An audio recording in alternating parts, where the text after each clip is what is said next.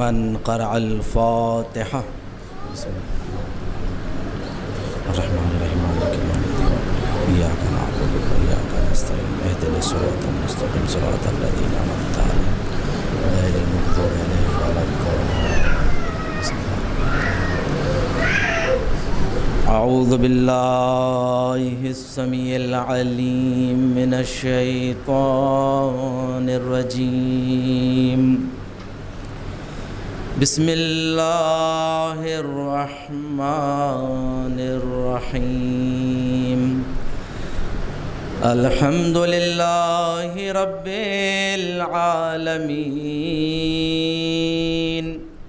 الحمد لله الذي جعل كمال دينه وتمام نعمته بولایت امیر المؤمنین علی ابن ابی طالب.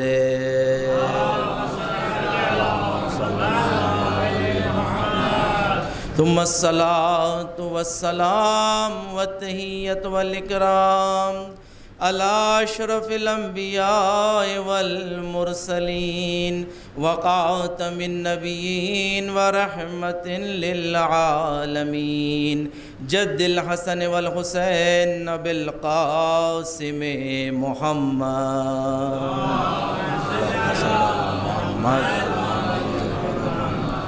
وعلى أهل بيته الطيبين الطاهرين المعصومين المظلومين الذين أذهب الله عنهم الرجس وطهرهم تطهيرا.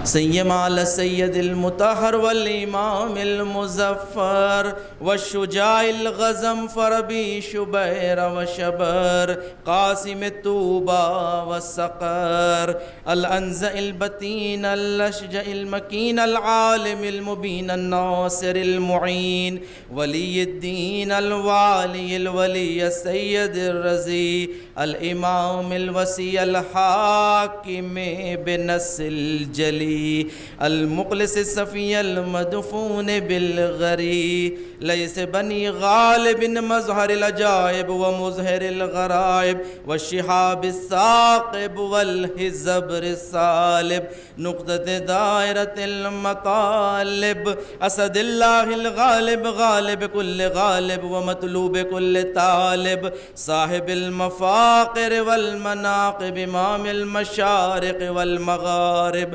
الذي حبه فرض على الحاضر والغائب مولانا ومولى الكونين الإمام الثقلين أبي الحسنين يعصوب الدين وقائد غر المحجلين أمير المؤمنين علي بن أبي طالب.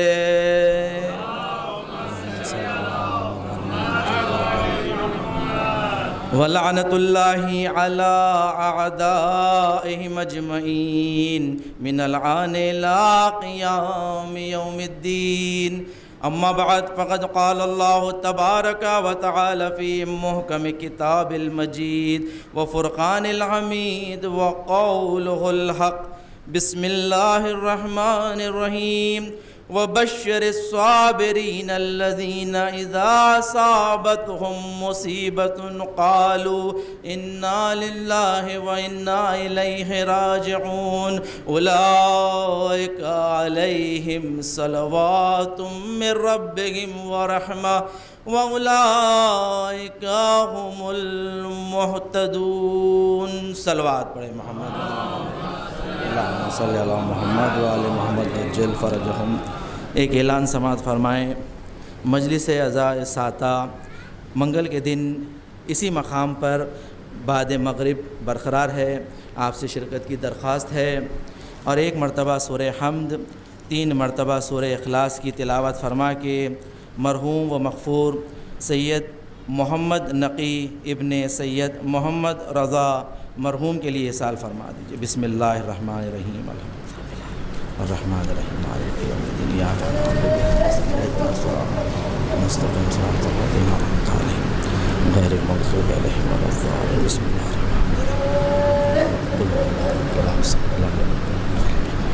بسم اللہ الرحمن الرحیم بسم اللہ الرحمن الرحیم اللہ الصمد لم یلد ولم یولد ولم یکن له کفوا احد اللہم صلی علی محمد صلوات پڑھ دیں محمد و آل محمد کی بارگاہ میں اللہم صلی علی محمد وعجل فرجہ۔ عزیزان گرامی، روز جمعہ ہے اور روز جمعہ جو با فضیلت ترین عمل ہے، بقول خود پانچویں امام محمد باقر علیہ السلام کہ روز جمعہ نیکی اور بدی مضاعف کر دی جاتی ہے، یعنی کئی گنا حساب ہوتا ہے، چاہے وہ نیکی ہو یا برائی ہو۔ جو روز جمعہ انجام دیا جائے اس کا ثواب کئی گنا ملتا ہے۔ اور اس کے بعد آپ نے فرمایا کہ روز جمعہ میرے نزدیک سب سے بڑی عبادت صلوات بر محمد و آل محمد صلی اللہ محمد و آل محمد الفرج۔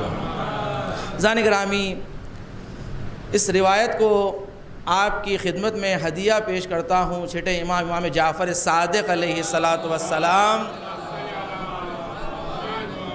آپ فرماتے ہیں کہ جو روز جمعہ اور نماز فجر اور عصر کے بعد، روز جمعہ یا نماز فجر یا عصر کے بعد اگر کوئی شخص اس خاص صلوات کو پڑھے، مختصر سی صلوات ہے، اسے یاد کر لیں، حفظ کر لیں، اس کا ثواب جو آپ بتاتے ہیں، پہلے ثواب کے سامنے ذکر کر دوں پھر درود کو پیش کروں۔ امام فرماتے ہیں کہ 1 سال تک اس کے گناہ نہیں لکھے جاتے ہیں، 1 سال تک اس کے گناہ لکھے نہیں جاتے ہیں۔ اور شیخ عباس قمی نے مفاتیح الجنان میں بیان فرمایا ہے کہ جو شخص اس صلوات کو پڑھتا ہے، اس جمعے سے لے کے آئندہ جمعے تک وہ حفظ و امان میں رہتا ہے، ہر بلا سے وہ حفظ و امان میں ہے۔ آپ نے اس کو اضافہ فرمایا، کہا اس کو اگر 7 مرتبہ پڑھا جائے، اور وہ مختصر سی صلوات یہ ہے کہ اللہم اجعل صلواتک و صلوات ملائکتک و رسولک علی محمد و آل محمد۔ مختصر سی صلوات ہے، اللہم اجعل، اے پروردگار قرار دے، اللہم اجعل صلواتک، یعنی تیرا درود اور تیرا سلام، اور صلوات ملائکہ، اور ملائکہ کا درود و سلام، وہ رسول کا، اور تیرے رسولوں کا صلوات اور درود کس پر قرار دے؟ محمد و آل محمد پر قرار دے۔ صلوات پڑھ دے محمد اللہ صلی اللہ محمد و آل محمد۔ عزیزان گرامی، اس قدر بہترین عبادت ہے کہ اہل بیت علیہ السلام نے فرمایا ہے کہ عظیم ترین اس کا ثواب اور اجر تمہیں نصیب ہوگا۔ اور کیوں نہ ہو کہ کس قدر اہمیت ہے ذکر اہل بیت علیہ السلام کی، اسی لیے ہم اپنے مرنے والوں کے لیے فرش عزا بچھاتے ہیں، اہل بیت علیہ السلام کا ذکر برپا کرتے ہیں کہ اللہ کو یہ ذکر پسند ہے۔ عزیزان گرامی، علامہ ہلی فرماتے ہیں کہ ایک مرتبہ میں شاہ خدا بندے کی حضور میں موجود تھا، یہ ایران کا بادشاہ تھا۔ جب شاہ خدا بندے کی بارگاہ میں موجود تھا تو ایک شخص جو اہل سنت سے تھا، اہل سنت کا عالم تھا، اس نے سوال کیا کہ آپ شیعہ حضرات جو درود بھیجتے ہیں کہ اللہم صلی علی محمد و آل محمد، تو قرآن میں پروردگار دو عالم نے تو فقط نبی پر درود بھیجنے کا حکم دیا ہے، ان اللہ و ملائکتہ یصلون علی النبی، تو آیت میں تو فقط نبی ہے، آپ لوگ جو یہ اہل بیت کو اس صلوات میں شامل کرتے ہیں، کیا اس پر کوئی قرآنی دلیل ہے؟ تو علامہ ہلی نے فوری وہاں جواب دیا اسی آیت کو، کہ جس آیت کو میں نے سرنامہ کلام قرار دیا، وَبَشِّرِ الصَّابِرِينَ الَّذِينَ إِذَا أَصَابَتْهُمْ مُصِيبَةٌ قَالُوا إِنَّا لِلَّهِ وَإِنَّا إِلَيْهِ رَاجِعُونَ اولئک علیہم صلوات من ربہم ورحمہ۔ آپ نے اسی آیت کو پیش کر دیا کہ پروردگار کے دو عالم کی بارگاہ میں اہل بیت کہ جن پر مصائب آئے ہیں ان پر خدا نے خود کہا ہے اولئک علیہم صلوات من ربہم، کہ ان کے رب کی جانب سے ان پر درود ہے، صلوات ہے۔ تو اس کے بعد فوری اس عالم دین نے سوال کیا، عماد الدین موصلی نے کہا کہ اہل بیت پر بتائیں کہ کون سی مصیبت آئی ہے کہ جن پر اللہ کا درود ہے۔ کہا کیا تم نہیں جانتے کہ اہل بیت علیہم السلام پر جو مصیبتیں آئی ہیں؟ پھر مختصراً مصائب اہل بیت کو انہوں نے بیان کیا، اور اس کے بعد سے یہ ذکر کیا کہ وہ سوال کرنے والا جو تھا اہل سنت کا عالم، وہ سادات میں سے تھا، سادات میں سے تھا، سید تھا۔ تو اس نے کہا کہ اس سے بڑی مصیبت کیا ہو سکتی ہے کہ تم اولاد پیغمبر ہوتے ہوئے در اہل بیت کو چھوڑ کر منافقین کے در پر لگے ہوئے ہو۔ اس سے بڑی مصیبت اہل بیت پر کیا ہو سکتی ہے کہ تم ان کی اولاد سے ہو کر در اہل بیت کو چھوڑ کر غیروں کے در کو تم نے اپنایا ہے۔ عزیزان گرامی، خود نبی نے فرمایا کہ مجھ پر جب بھی درود بھیجا جائے تو مجھ پر ابتر درود نہ بھیجنا۔ جب سوال کیا گیا رسول اللہ یہ ابتر درود کیا ہوتا ہے؟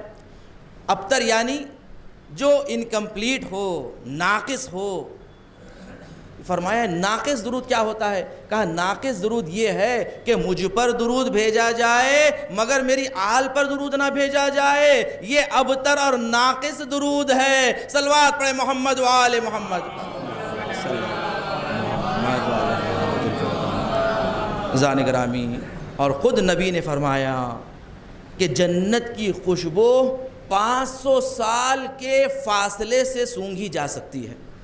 جنت کی خوشبو 500 سال کے فاصلے سے سونگھی جا سکتی ہے، مگر اللہ ان پر حرام کر دیتا ہے جنت کی خوشبو کو کہ جو مجھ پر تو درود بھیجتے ہیں مگر میری آل پر درود نہیں بھیجتے۔ صلوات پڑھے محمد و آل محمد کی بات۔ محمد و آل محمد۔ عزیزان گرامی، یقین رکھیں بہترین عبادت ہے، بہترین جزا ہے، اور یاد رکھیں کہ یقیناً مرنے والے کے لیے جو وظائف اولاد پر قرار دیے گئے ہیں کہ ایک شخص نے پیغمبر اکرم محمد مصطفیٰ صلی اللہ علیہ وآلہ وسلم سوال کیا، رسول اللہ کیا ماں باپ کے مرنے کے بعد اولاد پر کوئی وظیفہ باقی رہتا ہے؟ تو پیغمبر نے فرمایا یقینی طور پر اولاد پر ماں باپ کے مرنے کے بعد ان کا حق باقی رہتا ہے، اور ان کے حقوق میں سے یہ ہے کہ تم ماں باپ کو نیکی کے ساتھ یاد کرو، اپنے گزرے ہوئے ماں باپ کو اچھائی کے ساتھ، نیکی کے ساتھ یاد کرو، اور ان کے لیے ایصال ثواب کیا کرو، نیکیاں ایصال کیا کرو، بھیجا کرو، اس لیے کہ وہ محتاج ہوتے ہیں۔ وہ مرنے کے بعد ماں باپ بڑے محتاج ہو جاتے ہیں جو اپنی اولاد کے منتظر ہوتے ہیں۔ عزیزان گرامی، پیغمبر فرماتے ہیں کہ ہر شب جمعہ اور روز جمعہ تمہارے ارواح تمہارے گھروں کو آتی ہیں، ان کے لیے نیکیاں ایصال کرو، ثواب کرو۔ آیت اللہ العظمیٰ محمد تقی بہجت کے پاس ایک شخص آتے ہیں، آقائے مہدی فقیہی جس کا نام تھا، انہوں نے ذکر کیا اس واقعے کو، کہا کہ میں آقا بہجت کی خدمت میں گیا اور کہا آقا ایک استخارے کی زحمت ہے، ایک استخارہ کرنا چاہتا ہوں۔ تو آپ نے فرمایا کہ تم فاتح کبیرہ سے مدد کیوں نہیں لیتے؟ آقا بہجت نے فرمایا تم فاتح کبیرہ سے مدد کیوں حاصل نہیں کرتے؟ کہا آقا یہ فاتح کبیرہ کیا ہے؟ کہا فاتح کبیرہ وہ ہے کہ اگر کسی میت پر پڑھی جائے اور کسی قبر پر جا کر پڑھی جائے تو پروردگار دو عالم فاتحہ کبیرہ پڑھنے والے کے تمام گناہوں کو بخش دیتا ہے، اور مرنے والے کے لیے ایک خزانہ اسے نصیب کرتا ہے۔ اس کے بعد آپ نے فرمایا فاتحہ کبیرہ یہ ہے، کہا ایک مرتبہ سورہ حمد کی تلاوت، اور ایک مرتبہ 4 خل کی تلاوت، اور 7 مرتبہ سورہ قدر کی تلاوت، انا انزلناہ فی لیلۃ القدر کی تلاوت 7 ٹائم 7 مرتبہ، اور 3 مرتبہ آیت الکرسی۔ عزیزان گرامی دوبارہ کہتا ہوں میں، اسے حفظ کر لیں، بہت بڑی نعمت ہے آپ کے لیے، ہدیہ ہے غدیر کا۔ یہ سورہ فاتحہ 1 مرتبہ، 4 قل کافرون، قل واللہ احد، فلق، ناس، 4 قل بھی 1 مرتبہ، 7 مرتبہ انا انزلنا کا سورہ، 3 مرتبہ آیت الکرسی، یہ پڑھ کر اس مرنے والے کے لیے، اس قبر میں دفن ہونے والے کے لیے اگر ایصال ثواب کر دو گے تو خزانہ ہوگا، اور تمہاری زندگی میں ایسی گشائش ہوگی کہ تمہیں کبھی استخارے کی ضرورت نہیں ہوگی۔ آغائے بہجت جو عارف زمان تھے، انہوں نے یہ عمل بتایا۔ وہ کہتے ہیں میں فوری اپنے ماں باپ کی خبر پر گیا، جانے کے بعد میں نے فاتحہ کبیرہ ان کی خبر پر پڑھا، پڑھ کر واپس آ گیا۔ چند ہی دن کے بعد میری پھوپھی نے مجھ سے سوال کیا کہ بتاؤ کہ تم نے ایسا کیا اپنے ماں باپ کے لیے نیک کام کیا ہے؟ انہوں نے کہا کہ آپ کیا کہنا چاہتی ہیں؟ کہا کہ میں نے تمہارے ماں باپ کو خواب میں دیکھا کہ بہترین باغ میں ہے اور ان کے سامنے ایسا تشت رکھا ہوا ہے کہ جو سونے اور جواہرات سے بھرا ہوا ہے، سونے اور جواہرات سے بھرا ہوا ہے تشت، اور ان سے کہا جا رہا ہے کہ تمہارے بیٹے نے تمہارے لیے ہدیہ بھیجا ہے، یہ تحفہ بھیجا ہے۔ تو پھوپھی نے سوال کیا بتاؤ کہ تم نے کیا نیکی اپنے ماں باپ کے لیے بھیجی ہے؟ اس نے کہا کہ میں نے فقط فاتحہ کبیرہ کا ہدیہ انہیں بھیجا ہے۔ صلوات پڑھے محمد و آل محمد کی بارگاہ۔ عزیزان گرامی، یقیناً انسان اس دنیا سے جب گزرتا ہے تو وہی اس کے اعمال کام آتے ہیں کہ جو اس دنیا میں اس نے انجام دیے ہیں۔ نیک اعمال جو انسان انجام دیتا ہے، اس لیے کہ انسان کو دنیا میں بھیجا ہی گیا ہے کہ اس کا امتحان لیں، کہ اسے امتحان کریں کہ وہ انسان کیسا انسان بنتا ہے۔ اور جب تمہارے لیے بہترین نمونے بھیجے ہیں اہل بیت علیہم السلام جیسے، کہ دیکھو ان سے سیکھو کہ کیسے زندگی گزارتے ہیں، ان سے سیکھو کہ کیسے اٹھا جاتا ہے اور کیسے بیٹھا جاتا ہے، ان سے سیکھو کہ کیسے گفتگو کی جاتی ہے، اور حقوق کا ادا کرنا۔ عزیزان گرامی، جو تاکید کی گئی ہے کہ دیکھو حق کو ناحق نہ کرنا، حق کی اہمیت دینا۔ حق کی 2 قسمیں، ایک حق اللہ ہے اور حقوق الناس ہے۔ حق اللہ، اللہ کا حق، جو اللہ نے عبادتیں ہم پر واجب قرار دی ہیں، جو شرعی احکام ہم پر قرار دیے ہیں، یہ اللہ کا حق ہے۔ اور حقوق الناس ہے کہ دیکھو حق الناس کو پامال نہ کرنا۔ حق الناس کی بڑی اہمیت ہے، اس لیے کہ حق الناس میں اگر تم کوتاہی کرو گے تو یہاں پر اللہ بھی حق الناس نہیں بخش سکتا جب تک کہ خود وہ آ کر نہ بخشیں کہ جس کا حق تم نے پامال کیا ہے۔ اس قدر اہمیت دی گئی ہے کہ پیغمبر اکرم محمد مصطفیٰ صلی اللہ علیہ وآلہ وسلم آپ فرماتے ہیں کہ روز قیامت میں بہت سارے ایسے ہوں گے کہ جسے جنت کا تو پروانہ مل جائے گا مگر پل صراط کو طے کرتے کرتے جہنم پہنچ جائیں گے۔ کہا یا رسول اللہ، جسے جنت کا پروانہ مل چکا ہے اس کے بعد وہ پل صراط سے کیسے جہنم پہنچ جائے گا؟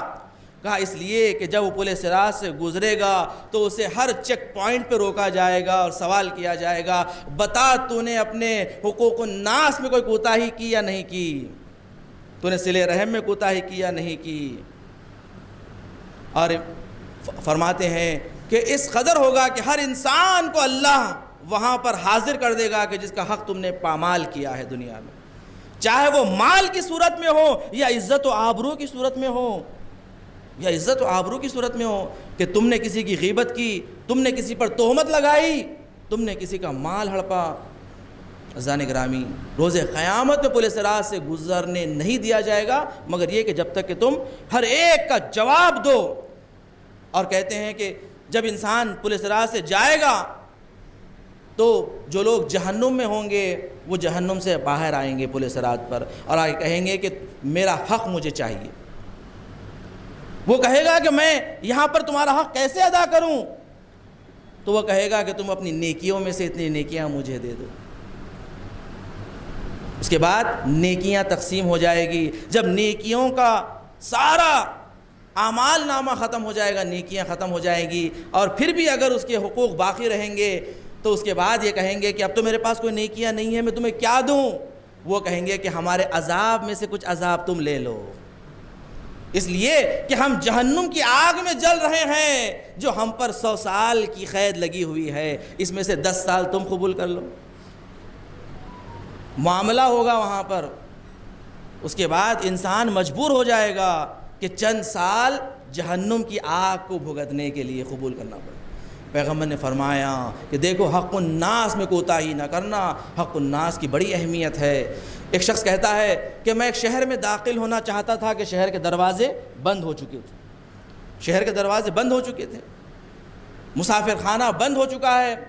تو اس نے کہا کہ میں اب کہاں رہوں؟ دیکھا قریب میں ہی شہر کے باہر ایک قبرستان ہے، کہا آج رات اسی قبرستان میں گزار لیتا ہوں، اور جب صبح ہوگی تو شہر میں چلا جاؤں گا اور پھر مسافر خانے میں جگہ لے لوں گا۔ وہ کہتا ہے میں شب اسی قبرستان میں گزارنے لگا۔ ایک مرتبہ میں نے کہا کہ اس قبرستان میں ہم آئے ہیں، آنے کے بعد اس وقت ہمارے پذیرائی کرنے والا میزبان تو یہ قبریں ہیں۔ تو ایک مرتبہ میں قبر کی طرف خطاب کیا اور مخاطب ہو کر کہا کہ ہم آپ کے مہمان ہیں، کیا آپ ہمیں نہیں بلائیں گے؟ میں نے مذاق میں اس طریقے سے کہا، جیسے ہی میرا کہنا تھا وہ قبر پھٹنے لگی اور اس میں سے ایک نور نکلا، روشنی آئی۔ اس کے بعد صاحب قبر نے کہا کہ تشریف لائیں، آپ میرے مہمان ہیں۔ وہ کہتا ہے کہ پہلے تو میں گھبرا گیا، ڈر گیا، اس کے بعد ذری جب ہمت ہوئی تو میں قبر میں داخل ہوا، دیکھا کہ ایک باغ ہے، خوبصورت باغ ہے۔ اس قبر میں جانے کے بعد جیسے لگ رہا ہے کہ بہترین محل ہے، خدمت گزار ہے، اور بہترین غذائیں میرے سامنے رکھی گئیں کہ جس کی توصیف نہیں کر سکتا میں کہ کس قدر لذیذ غذائیں۔ مگر میں دیکھتا ہوں کہ جو میزبان، جو صاحب قبر نے جسے مجھے دعوت دی تھی، اس قدر عیش و آرام میں رہنے کے بعد ہر تھوڑی دیر بعد اس کے چہرے کا رنگ بگڑ جاتا ہے اور اس قدر تڑپتا ہے کہ اس کے درد کو میں دیکھ سکتا ہوں اس کے چہرے سے کہ کس قدر درد کو احساس کر رہا ہے۔ میں نے چند دفعہ یہ حالت دیکھنے کے بعد میں نے سوال کر لیا کہ آپ اتنی نعمتوں میں رہنے کے بعد آخر یہ کیا ہو رہا ہے آپ کو، یہ کون سا درد ہے؟ تو اس نے ایک مرتبہ اپنے جوراب کو نکالا، پیر سے نکالنے کے بعد جب اپنا پیر اس نے بتایا تو دیکھا انگوٹھے پر ایک بچھو بیٹھا ہوا ہے کہ جو ہر تھوڑی دیر بعد اسے ڈنک مارتا ہے اور ایسا درد ہوتا ہے کہ ساری لذتیں اور خوشیاں اس کی ختم ہو جاتی۔ اس نے کہا کہ یہ کیا ہے، یہ کون سے گناہ کی سزا ہے؟ کہا میں نیک انسان تھا، میں نے دنیا میں کبھی کسی کا حق پامال نہیں کیا۔ میں ایک مرتبہ ایک دکان سے گزر رہا تھا، اس خسائی کی دکان سے میں نے کچھ گوشت خریدا اور خریدنے کے بعد میں نے اسے کہا کہ 1 درہم اس کا جو قیمت ہو رہی تھی، اسے کہا کہ میں تمہیں اسے کل ادا کر دوں گا۔ میں نے قرض پر اس سے لے لیا، مگر دوسرے دن مجھے زندگی میں مہلت ہی نہیں ملی، میں اسی رات دنیا سے گزر گیا۔ میرا جنازہ اٹھ گیا، اٹھنے کے بعد جب یہ خسائی میرے گھر آیا پیسے مانگنے کے لیے، میرے بچوں نے اسے واپس کر دیا، انہوں نے ادا نہیں کیا۔ یہ وہی 1 درہم کا بچھو ہے جو مجھے کاٹتا ہے، جب تک وہ 1 درہم ادا نہ ہو جائیں یہ روز قیامت تک مجھے کاٹتا رہے گا۔ کہا کہ بتائیں میں آپ کی کیا خدمت کر سکتا ہوں؟ کہا کہ جب خدا نے یہ توفیق نصیب کی ہے، آپ کے لیے اس خبر کو کھول دیا ہے، تو یقیناً خدا کی جانب سے کوئی رحمت ہے۔ آپ جائیں، جا کر یہ میری اولاد سے کہیں کہ یہ 1 درہم اسے ادا کر دیں۔ عزیزان گرامی وہ کہتے ہیں کہ میری دعوت جب ختم ہوئی میں قبر کے باہر آ گیا، قبر واپس بند ہو گئی۔ جیسے ہی صبح ہوئی میں گھر گیا، گھر جانے کے بعد ان کی اولاد سے کہا کہ جو قصائی کا 1 درہم تمہارے باپ کا باقی ہے وہ اسے ادا کر دو، اس لیے کہ تمہارا باپ بڑی تکلیف میں ہے، بڑی سختیوں میں ہے۔ اس کے بعد جب 1 درہم اس کا ادا کر دیا گیا تو وہ خواب میں اس شخص کے آتا ہے، آ کر کہتا ہے کہ دیکھو اب میرے پیر میں کوئی بچھو نہیں ہے، کہ تمہارا بڑا شکریہ کہ تم نے میرے راحتوں کو اہتمام کر دیا۔ صلوات پڑھیں محمد و آل محمد کی بارگاہ میں صلی اللہ علیہ وسلم۔ عزیزان گرامی یاد رکھیں کہ حقوق الناس اس قدر اہمیت رکھتے ہیں کہ پروردگار دو عالم کہتا ہے کہ جب تک تم نے جس کا حق نہیں ادا کیا، جب تک وہ معاف نہ کریں اللہ بھی تمہیں معاف نہیں کر سکتا۔ عزیزان گرامی کہ روز قیامت انسان کو جواب دینا ہے۔ کہا اہل بیت علیہ السلام نے کہ دیکھو دنیا سے آؤ تو استغفار اور توبہ کے ذریعے آؤ کہ تمہاری گردن پر کوئی گناہ باقی نہ رہے، کوئی گناہ باقی نہ رہے، کوئی حق باقی نہ رہے۔ اور اللہ بڑا کریم ہے، اللہ بخشنے والا ہے، مگر یاد رکھو لوگ نہیں بخشتے، لوگ نہیں بخشتے، اس لیے حقوق الناس کی طرف اہمیت دی گئی ہے۔ اور یاد رکھو حقوق اللہ کو بھی پامال نہ کرو، اس لیے کہ حقوق اللہ میں سے ایک حق اللہ ولایت علی ابن ابی طالب ہے۔ صلوات پڑھے محمد وآل محمد کی بارگاہ صلی اللہ علیہ وسلم۔ یہ ایسا حق اللہ ہے کہ اللہ نے قسم کھائی ہے کہ جو ولایت علی کو نہ لائے میں اس کا کوئی عمل ہی قبول نہیں کروں گا۔ یہ ایسا حق اللہ ہے، کوئی عبادت قبول نہیں جب تک ولایت علی نہ ہو۔ چھٹے امام جعفر صادق علیہ السلام آپ فرماتے ہیں کہ جب انسان دنیا سے گزر جاتا ہے اور جب اس کی میت کو قبر میں اتار دیا جاتا ہے تو 6 نور اس کی قبر میں داخل ہوتے ہیں۔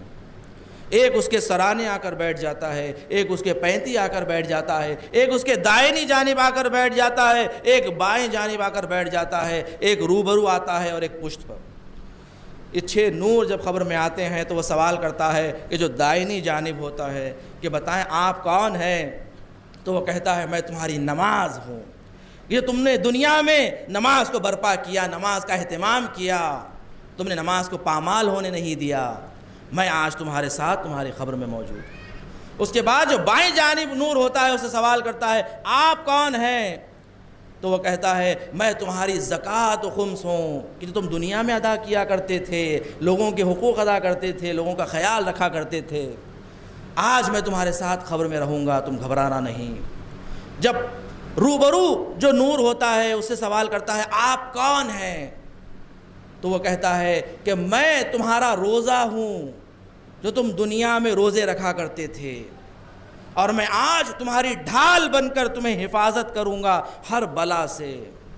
اور پشت پہ جو نور ہوتا ہے اس سوال کرتا ہے آپ کون ہیں؟ تو وہ کہتا ہے میں حج و عمرہ ہوں، میں حج و عمرہ ہوں کہ تم دنیا میں کیا کرتے تھے، تم حج و عمرہ کہ جو تم دنیا میں ادا کرتے تھے۔ عزیزان گرامی یہ نہ سوچیں کہ اگر کوئی انسان حج نہ کرے تو اسے کوئی نور نہیں ملے گا، بلکہ روایت میں ہے کہ جو شخص اپنے ماں باپ کی قبر پر روز جمعہ جاتا ہے اسے ایک حج اور ایک عمرے کا ثواب ملتا ہے۔ صلوات پڑھے محمد وآل محمد کی بارگاہ صلی اللہ علیہ وسلم۔ عزیزان گرامی اور روز عید غدیر کے اعمال میں ہے کہ جو 2 رکعت نماز روز عید غدیر پڑھے گا اسے 1000 حج 1000 عمرے کا ثواب لکھا جاتا ہے۔ جو روز عید غدیر اعمال انجام دیں 1000 حج اور 1000 عمرے کا ثواب۔ اور 8ویں امام علی ابن موسیٰ رضا علیہ السلام آپ نے فرمایا ہے کہ روز عید غدیر کے دن جنہوں نے مولا کائنات کے ہاتھ پر بیعت کی اور ولایت کو اپنے دل سے قبول کیا وہ ان کے مانند ہے جیسے فرشتوں نے آدم کے سامنے سجدہ کیا، اور جنہوں نے ولایت علی کا انکار کیا اور غدیر کو انکار کیا وہ ایسے ہیں جیسے ابلیس نے آدم کے سجدے کا انکار کیا، آدم کے سجدے کا انکار کیا۔ کہ ولایت کا قبول کرنا ایسے ہیں جیسے فرشتوں کا سجدہ کرنا، اطاعت پروردگار کا کرنا۔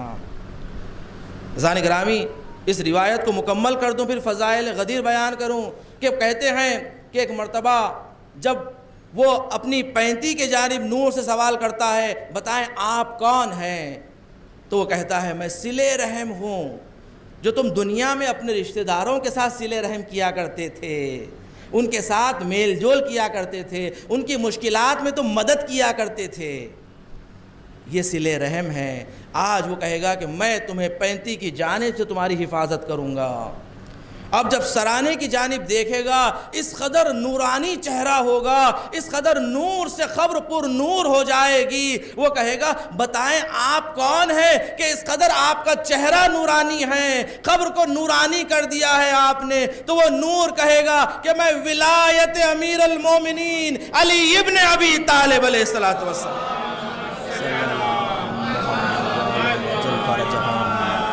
کہ کہ میں تمہاری وہ ولایت ہوں کہ جو تم مولا کائنات پر رکھا کرتے تھے، اور گھبرانا نہیں کہ میں تمہارے ساتھ ہوں۔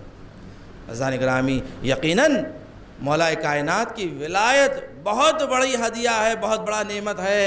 اور عید غدیر کو اہل بیت علیہ السلام نے فرمایا ہے کہ دیکھو، روز عید غدیر سے بڑھ کر کوئی دن موجود نہیں ہے، کوئی دن موجود نہیں ہے۔ اور شب قدر میں اور شب عید فطر میں اللہ جتنے گنہگاروں کو بخشتا ہے، اس سے زیادہ روز عید غدیر بخشتا ہے۔ جو روز عید غدیر 1 درہم اللہ کی راہ میں خیرات کرے، اسے 1000 لکھا جاتا ہے۔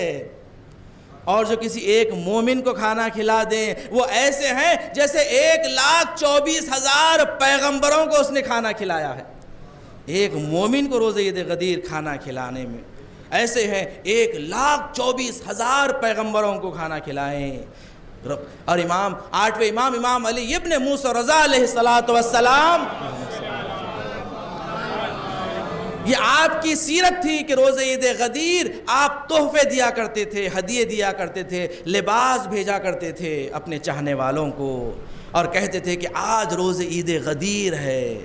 عزیزان گرامی، اس قدر عظمت بتائی گئی ہے روز عید غدیر کی، اور کیوں نہ ہو، یہ غدیر ہے جس نے توحید کو بچایا ہے، نبوت کو بچایا ہے۔ اگر غدیر نہ ہوتی تو نہ توحید باقی بچتی، نہ نبوت باقی رہتی۔ یہ غدیر نے بچایا ہے توحید کو اور نبوت کو، اس قدر عظمت ہے۔ علامہ امینی نے جو کتاب الغدیر کو لکھا ہے، عزیزان گرامی آپ جانتے ہیں نا، علامہ امینی نے 40 سال زحمت کی ہے، اس کتاب الغدیر کو لکھا ہے کہ جس میں مولا کائنات کی ولایت کو بلا فصل ثابت کیا ہے۔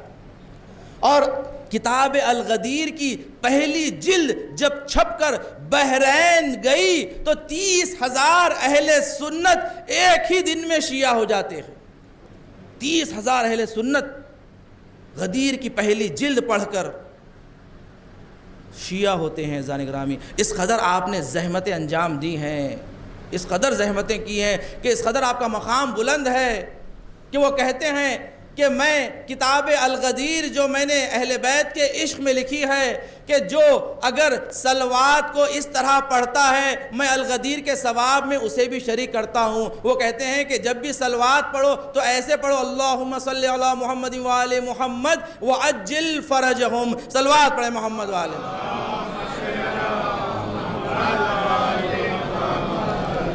علامہ عبد الحسین امینی، کہ آپ کا نام عبد الحسین ہے، یقین رکھیں کہ بعض انسان واقعاً اس میں بمسمہ ہو جاتا ہے۔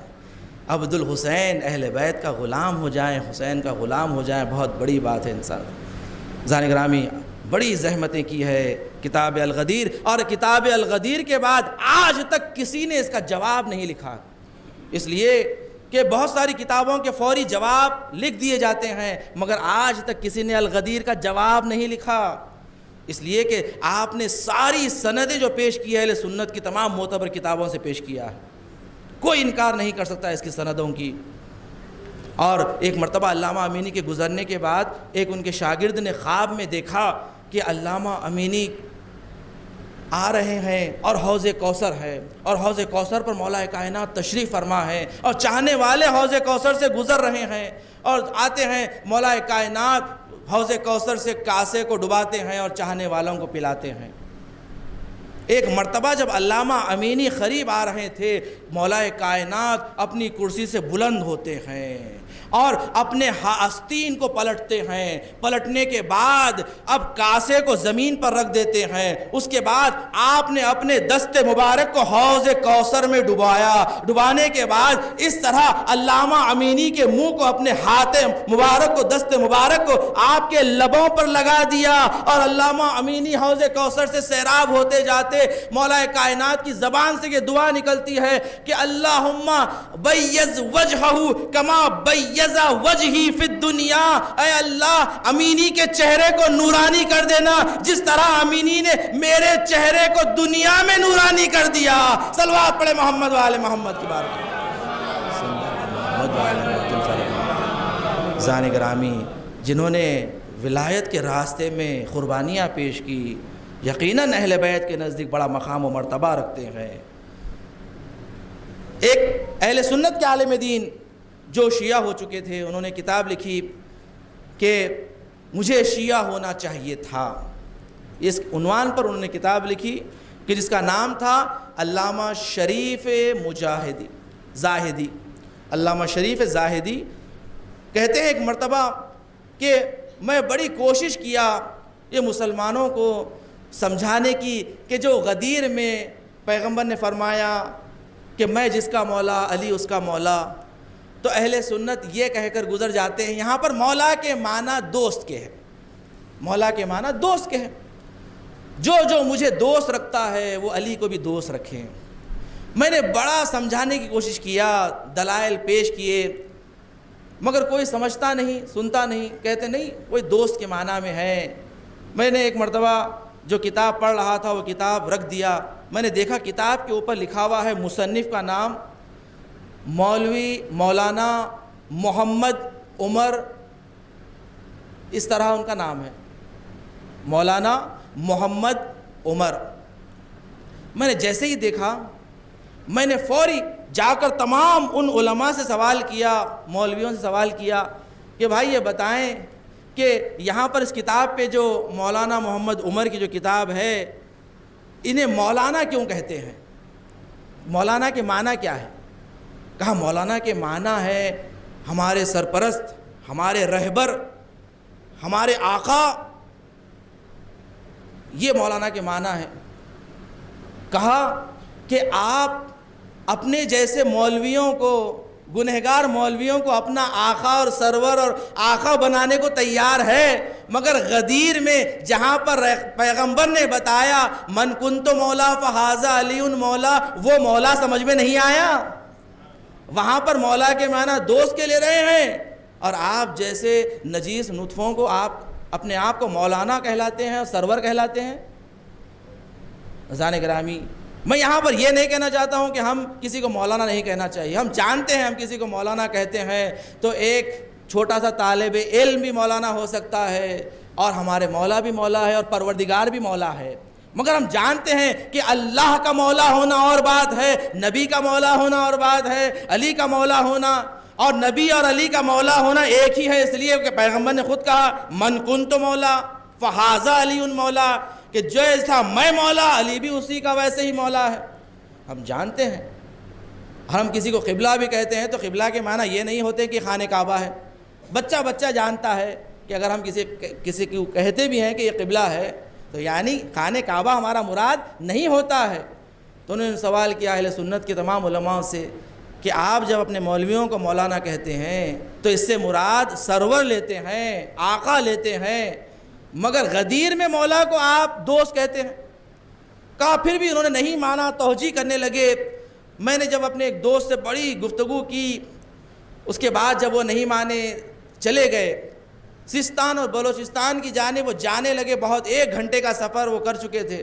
میں نے انہیں ٹیلی فون کیا، کہا کہ آپ فوری واپس آئیں، آپ سے بہت ضروری کام ہے۔ انہوں نے کہا کہ میں 1 گھنٹہ دور ہو چکا ہوں اور بہت فاصلہ دور چلا گیا، آپ بتائیں ٹیلی فون پر کیا بات ہے؟ کہا کہ نہیں بہت ضروری کام ہے، آپ کا یہاں ہونا ضروری ہے۔ بہرحال بڑے اصرار پر وہ واپس آئے، آنے کے بعد کہا اب بتائیے کہ آپ کیا کہنا چاہتے ہیں، کیا کام ہے آپ کو؟ کہا کہ آپ بیٹھیں۔ بیٹھنے کے بعد میں نے کہا کہ میں آپ کو دوست رکھتا ہوں۔ انہوں نے کہا یہ کیا کہنا چاہتے ہیں آپ؟ میرے گھر والے منتظر ہیں، میں راستے میں تھا، آپ مجھے واپس بلا کر کہہ رہے ہیں کہ میں تمہیں دوست رکھتا ہوں؟ کیا آپ کی عقل اپنی سرے جا ہے یا نہیں ہے؟ کہا کہ آپ کو یہاں اتنا غصہ آ گیا کہ آپ نے 1 گھنٹے کا راستہ طے کر کر واپس آئے، جب میں کہوں میں آپ کو دوست رکھتا ہوں تو آپ کو غصہ آ جاتا ہے۔ جب پیغمبر اکرم نے حجۃ الوداع کے بعد جب 3 دن تک جلتی ہوئی دھوپ میں لوگوں کو روکے رکھا، مسلمانوں کو روکے رکھا، اور جو آگے بڑھ گئے تھے انہیں پیچھے بلایا، جو پیچھے رہ گئے تھے انہیں آگے بلایا، بلانے کے بعد سب سے کہا من کنت مولا فہذا علی مولا، تو یہ مولا تمہیں سمجھ میں نہیں آیا؟ یہ مولا تمہیں سمجھ میں نہیں آیا کہ یہاں پر رسول خدا کیا پیغام دینا چاہ رہے تھے؟ 3 دن میں تڑپتی ہوئی دھوپ میں رکا کر کیا پیغمبر یہ کہیں گے کہ علی سے محبت کریں، علی سے دوست رکھیں علی کو؟ یقیناً اہم پیغام تھا، اہم پیغام پہنچانا تھا۔ مولا سے مراد وہاں پر دوست نہیں ہو سکتا، اس لیے کہ رسول اعظم عقل کل ہے، کبھی ایسا کام نہیں کریں گے۔ بلکہ مسلمان بھی سمجھ گئے تھے، کوئی اعتراض نہیں کیا، رسول اللہ 3 دن تک دھوپ میں بٹھا کر آپ یہ کہہ رہے ہیں علی اس کو دوست رکھے۔ عزیزان گرامی، وہاں پر جتنے لوگ تھے وہ بھی جانتے تھے کہ رسول خدا کیا پیغام دینا چاہ رہے تھے، یہی بتانا چاہ رہے تھے کہ میں جس کا مولا اور سرور ہوں، علی اس کا مولا اور سرور ہے۔ صلوات پڑھیں محمد و آل محمد کی بارگاہ۔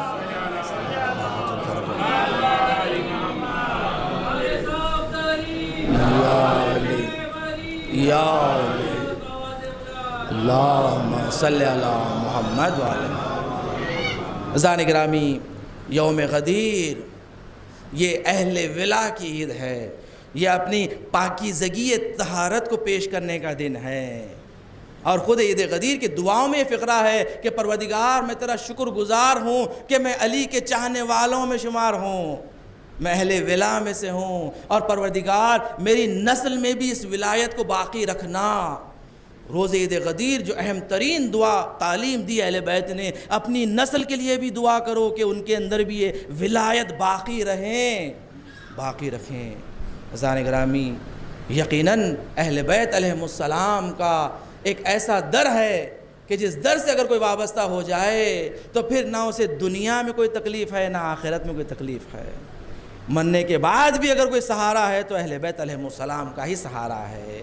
عزیزان گرامی، ایک شخص کہتا ہے میں زیارت کے لیے پیدل جایا کرتا تھا تو راستے میں ایک شخص کہ جو دشمنان اہل بیت میں سے تھا وہ ہمیشہ تکلیف پہنچایا کرتا تھا اور کہتا تھا کہ تم کس کی زیارت کے لیے جا رہے ہو کہ کوئی سن نہیں سکتا نہ کوئی بول سکتا ہے۔ وہ اعتراض کیا کرتا تھا، وہ زیارت کے خلاف تھا۔ ایک مرتبہ اس نے اتنی تکلیفیں پہنچائی، میں نے کہا کہ میں فوری جا رہا ہوں نجف اشرف، اور میں جو اپنی حاجات ہے اب میں کوئی حاجت مولا سے طلب نہیں کروں گا بلکہ تیرے لیے بددعا کر کے آؤں گا۔ یہ کہہ کر وہ چلا جاتا ہے، نجف اشرف میں جاتا ہے، کہتا مولا میں جس کام کے لیے آپ کے پاس آ رہا تھا اب میری کوئی حاجت آپ سے نہیں ہے، فقط ایک ہی حاجت میری آپ سے ہے کہ وہ جو ظالم راستے میں تکلیفیں دیتا ہے اور اہل بیت پر دشنام کہتا ہے اسے آپ نابود کر دیں، اسے نابود کر دیں۔ یہ دعا کرتے کرتے وہ حرم میں سو جاتا ہے۔ ایک مرتبہ مولا کائنات آ کر کہتے ہیں کہ تو جس کے لیے بد دعا کر رہا ہے میں اسے دنیا میں نابود نہیں کر سکتا۔ اس نے کہا مولا آخر کیوں نہیں کر سکتے، وہ آپ اہل بیت کا دشمن ہے۔ کہا اس لیے نہیں کر سکتا، یقیناً وہ مرنے کے بعد جہنم میں جائے گا ہمارا دشمن، مگر دنیا میں ہم نہیں کر سکتے، اس لیے کہ ایک مرتبہ کا واقعہ ہے کہ یہ فرات کے کنارے اپنے بکریوں کو پانی پلا رہا تھا۔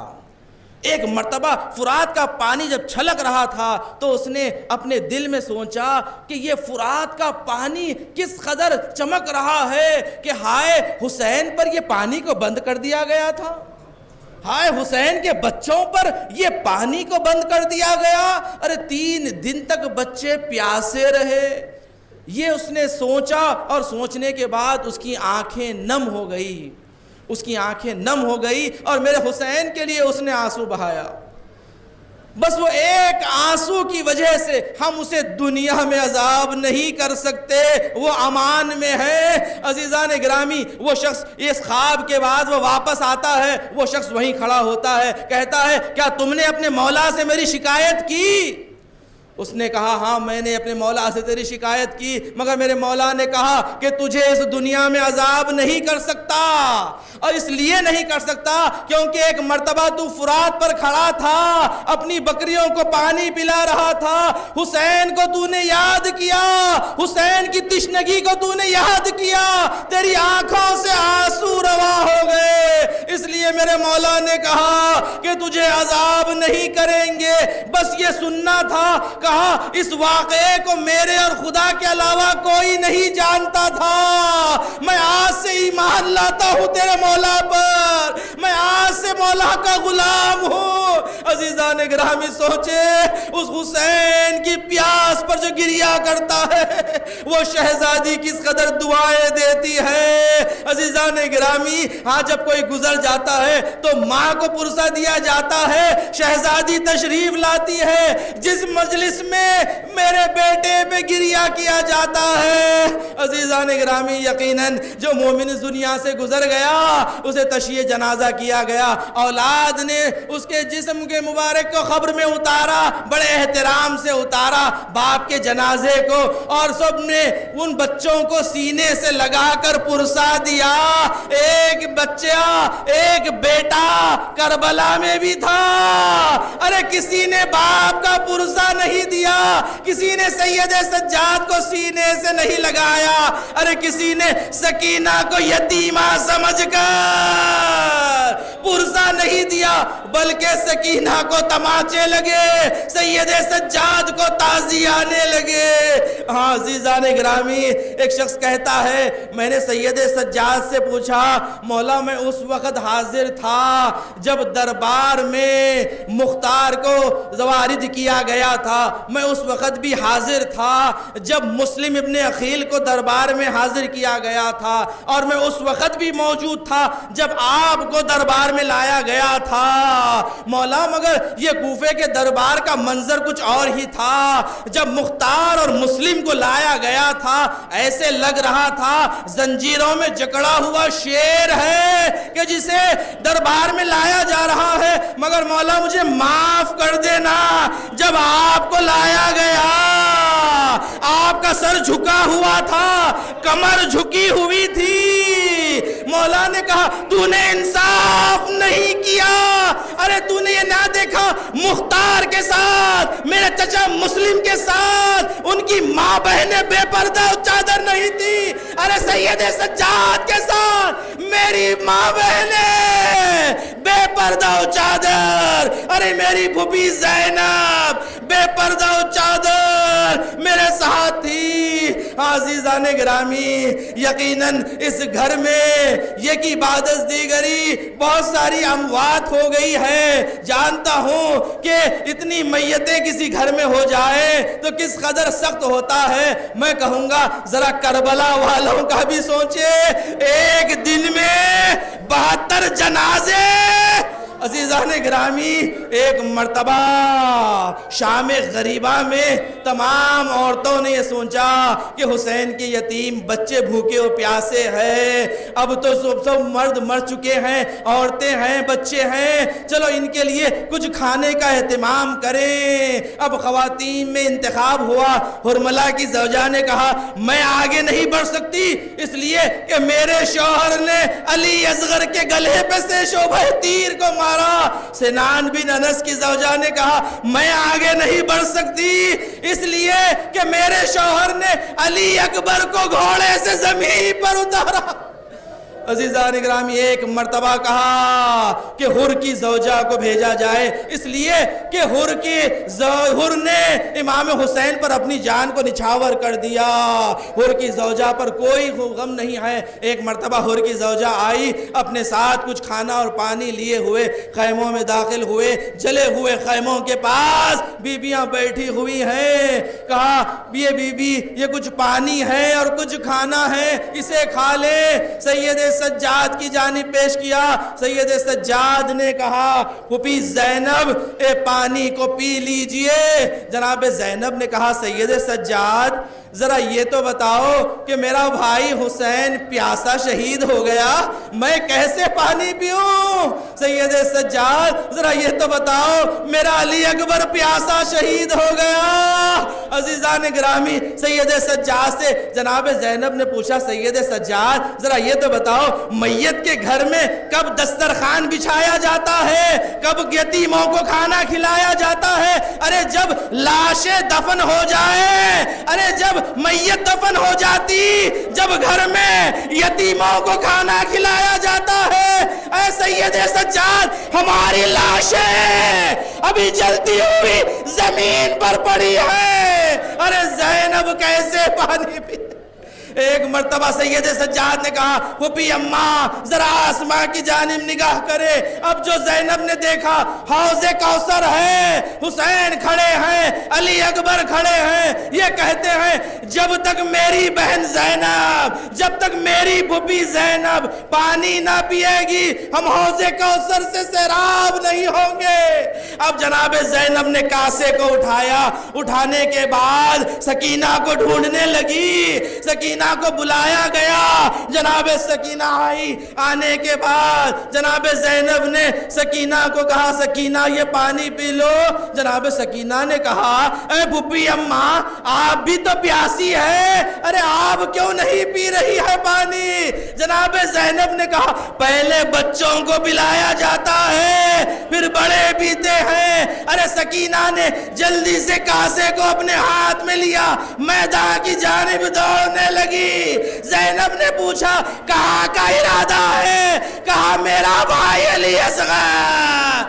ارے آپ ہی نے تو کہا پہلے بچوں کو دیا جاتا ہے, میرا بھائی علی اصغر پیاسا شہید ہو گیا, گلے پہ سے شعبہ تیر.